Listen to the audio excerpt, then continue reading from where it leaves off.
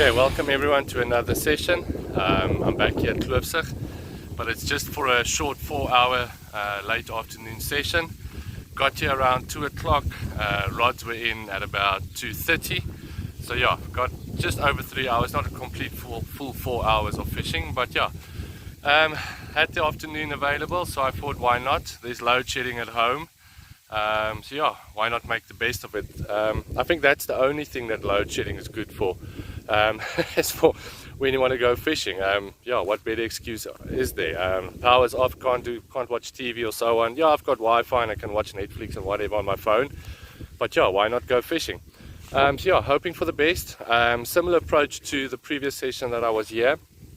So I've got 2 rods out on the fake maize, and then with a small PVA mesh with some crushed spicy F&R boilies, and then of the same a few hands full of sweet corn over the spots. Yeah, and then the left hand rod again is out a bit more to the middle on the also spicy F&R crushed PVA, and then also with that spicy F&R glug. So yeah, hoping for the best. Yeah, but even if I don't catch, it's okay, I'm outside. I'm not enduring load shedding at home or whatever the case may be. So yeah, let's see what happens. Let's get it on.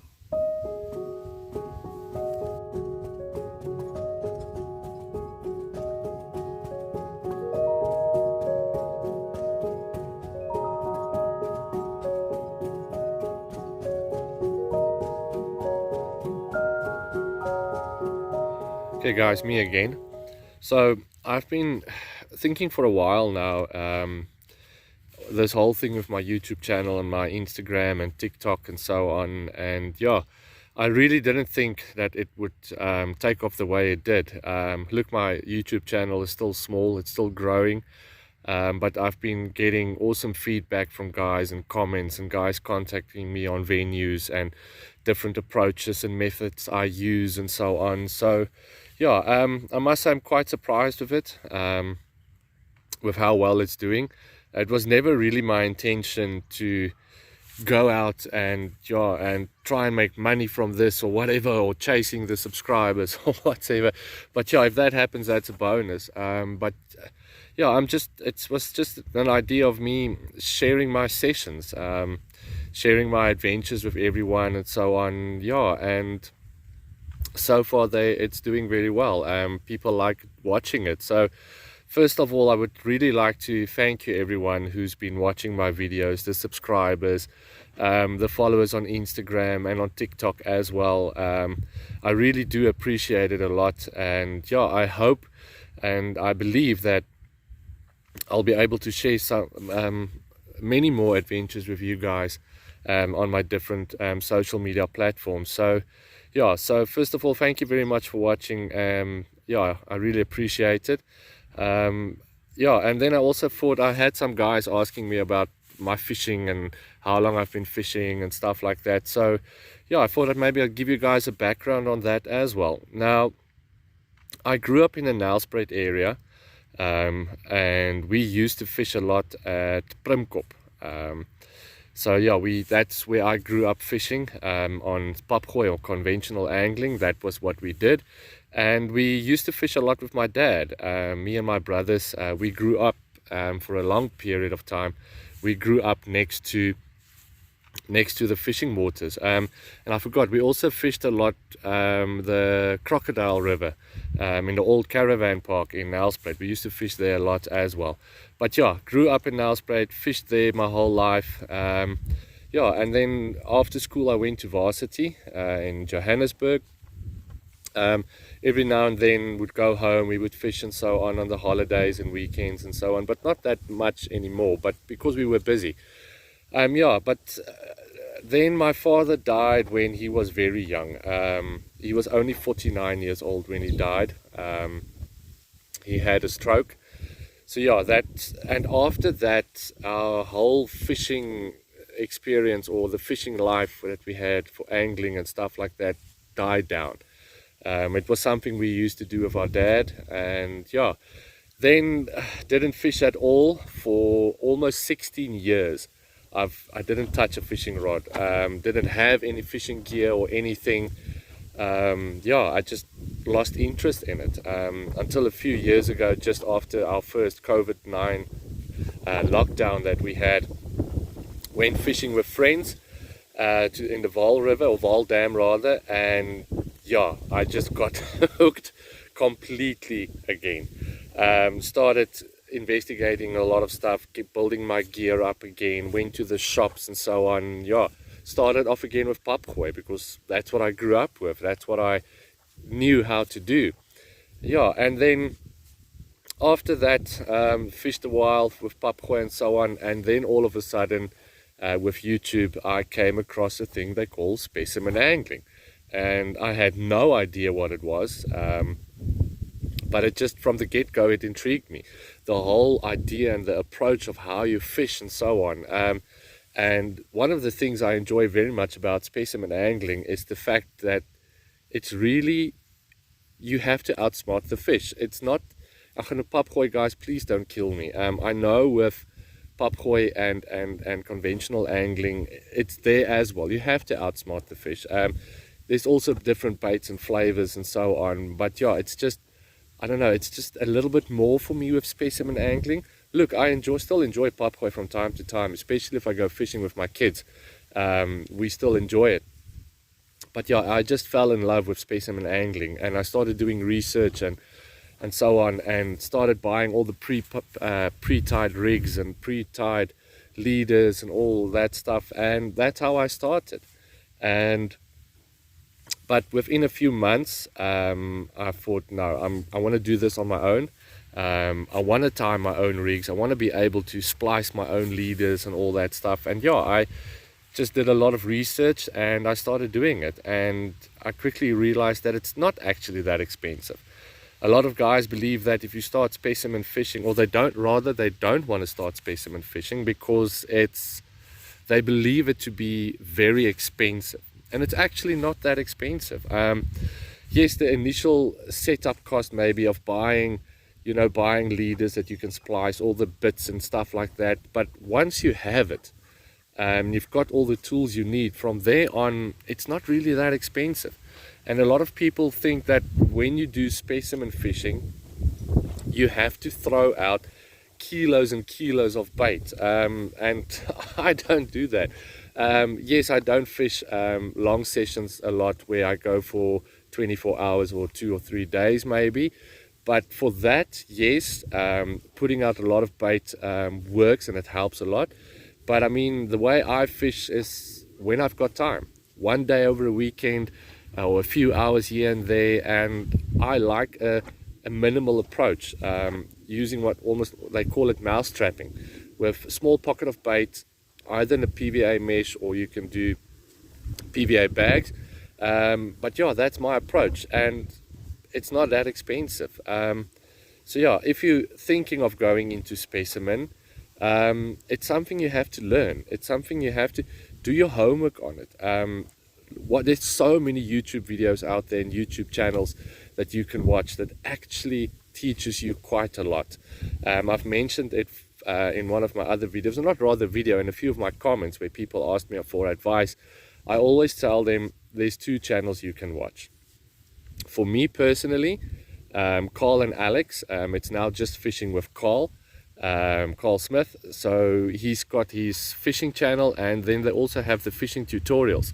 I'll share the links in the comments below. But yeah, most of my stuff I learned from watching their videos. So that's the one channel. The other channel that you can watch is a local one. It's Tip Top Fishing. Now, Keaton, I've also learned a lot from him, especially with local waters and stuff like that. So also lots of approaches and rigs and how to approach venues and so on. So yeah, I know this has been a long section in the video now. I'm almost at 8 minutes now. I can see it on screen here. But yeah, I just thought I'd share something of myself with all of you. So yeah, if you want to get into specimen fishing, do your research, go watch those channels. Yeah, I learned a lot from that. So yeah, and it's something that I enjoy. I'll never look back at anything else. yeah, I really enjoy specimen fishing, and I enjoy fishing. It's that whole thing, this I've mentioned before, it's that the whole thing about fishing for me is that adrenaline rush when your alarm goes, your line goes, you can see that bend in the rod, you're fighting the fish and so on. But one of the most amazing parts for me is when that fish is close by and that first time that head breaks the water surface and you can actually see what you're hooked onto. So yeah, it's just that whole experience that I really enjoy. Yes, and catching bigger ones is always awesome. It's nice being out there and you knowing what you're doing is working and you can target bigger fish and so on. But just catching on its own, that's an awesome experience as well. So yeah, I try to keep it short and sweet, but yeah, it's difficult if you want to explain everything to everyone. But yeah, take it as it is. That's me, that's my approach to fishing and specimen angling. Yeah, and I really enjoy it. So yeah, hopefully you guys, a lot of you out there, if you're looking to start, go for it. Don't hesitate, just do it. And yeah, you might be surprised of how much you enjoy it. Okay, so let's get back to the fishing. Hopefully there's a bite very soon.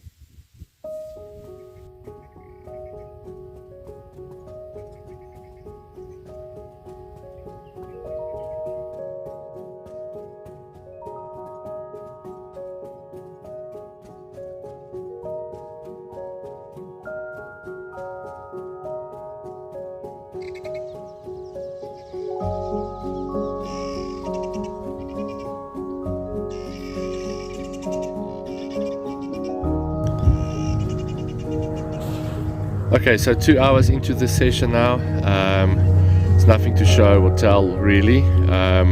First 2 hours being very quiet. Couldn't see any activity anywhere. But yeah, luckily now with an hour and a half left, the fish are actually starting to show.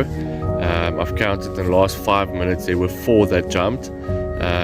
So yeah, hopefully now with the sun starting to set and becoming late afternoon, hopefully yeah, the rod goes. So yeah, let's see what happens. Holding thumbs for just, even if it's just that one carp.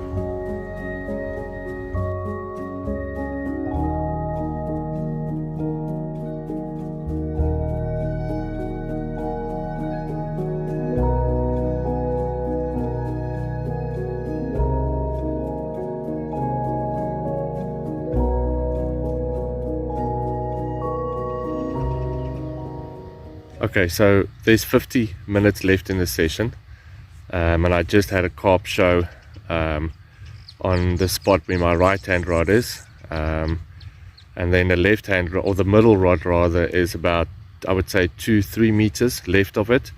So let's hope that either one of them goes with the time that's left.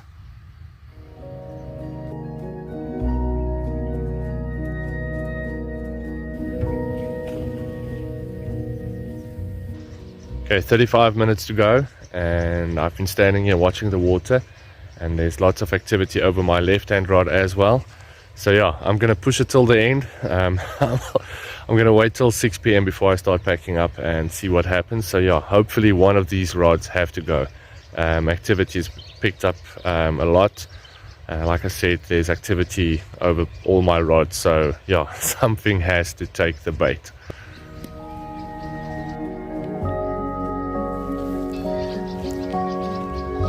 Okay, I'm sitting here like a hawk watching the water, and yeah, there's still lots of activity over that right hand spot. So yeah, session is closed, it's coming to an end now, so I have to start packing up. So but yeah, I'm gonna do it very slowly. Gonna start with that left hand rod, and yeah, hopefully the middle or that right hand rod goes while I start packing up.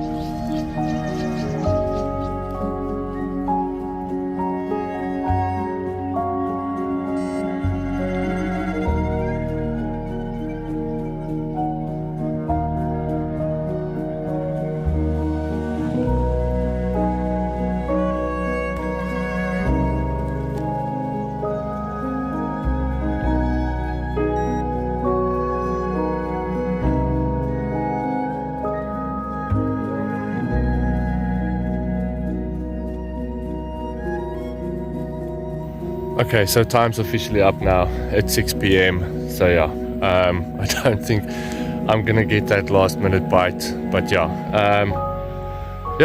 better luck next time. Thanks for watching. I know it's a blank video, I'm sorry about that, but yeah, like I said, we don't always catch. There's many times that we blank, and yeah, we have to live with it. Back to the drawing board. Till next time, see you guys. Cheers.